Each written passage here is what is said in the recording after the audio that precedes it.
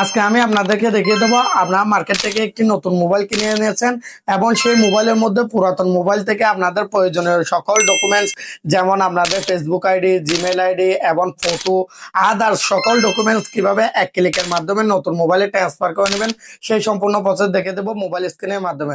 তো মোবাইল স্ক্রিনের দিকে লক্ষ্য রাখুন। এই কাজটি করতে হলে আপনার নতুন মোবাইলের মধ্যে একটি অ্যাপস ইনস্টল করতে হবে। গুগল প্লে স্টোর থেকে গুগল প্লে স্টোর চলে যাচ্ছি এবং সার্চ বারে গিয়ে লিখে দিবেন আপনারা ইজি শেয়ার। ইজি শেয়ার লিখে চার্জ করার পর এই অ্যাপসটি চলে আসবে। এই যে আমি চার্জ করে দিচ্ছি। এই ইজি শেয়ারে এই অ্যাপসটি আপনারা ইনস্টল করে নেবেন। আমি ইনস্টল করে রেখেছি। এই যে দেখতেছেন আমি ইনস্টল করে রেখেছি, আমি ওপেন করতেছি। এখন আপনারা ইনস্টল করে নেবেন। ইনস্টল করে ওপেন করে নেবেন। ওপেন করার পর এখানে ফাইল ট্রান্সফার যে অপশনটি দেখতে পাচ্ছেন, আপনারা ফাইল ট্রান্সফারের মধ্যে একটি ক্লিক করবেন। ক্লিক করার পর আপনারা যেহেতু এই মোবাইলের মধ্যে রিসিভ করবেন, আই ওয়ান্ট টু রিসিভ অপশনে আপনারা ক্লিক করবেন। এখানের মধ্যে ক্লিক করার পর আপনারা এই যে দেখতেছেন এখানে স্ক্যান অর কোড যে অপশনটি দেখতেছেন, স্ক্যান অর কোডে ক্লিক করলে আপনারা এটাতে রিসিভ হতে শুরু হবে। সো আপনারা এখানে স্ক্যান অর কোডে ক্লিক করার আগে এই মোবাইলের মধ্যে ঠিক সেম ভাবে অ্যাপসটি গুগল প্লে স্টোর থেকে ইনস্টল করে নেবেন।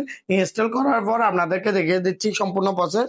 এই যে এভাবে করে ধরে আমি আপনাদেরকে দেখাচ্ছি। এই যে এটা তো ফাইল ট্রান্সফার একটি ক্লিক করবেন এই মোবাইলের মধ্যে। ফাইল ট্রান্সফারে ক্লিক করার পর আপনারা আই ওয়ান্ট টু সেন্ড এটা থেকে যেহেতু সেন্ড করবেন আপনারা এখানে আপনারা ফটোতে সিলেক্ট করতে পারেন এবং ফটোতে অল সিলেক্ট করে দিতে পারেন এবং অ্যাপসে ক্লিক করে অ্যাপস অল সিলেক্ট করে দিতে পারবেন। আমি আপনাদেরকে দেখানোর ক্ষেত্রে শুধু ফটো ট্রান্সফার করতেছি সেন্ড অপশনে ক্লিক করে। এই দেখতেছেন অলরেডি সেন্ড হতে শুরু হয়েছে ফটো। এই যে দেখতেছেন সকল কিছু ট্রান্সফার হয়ে যাচ্ছে।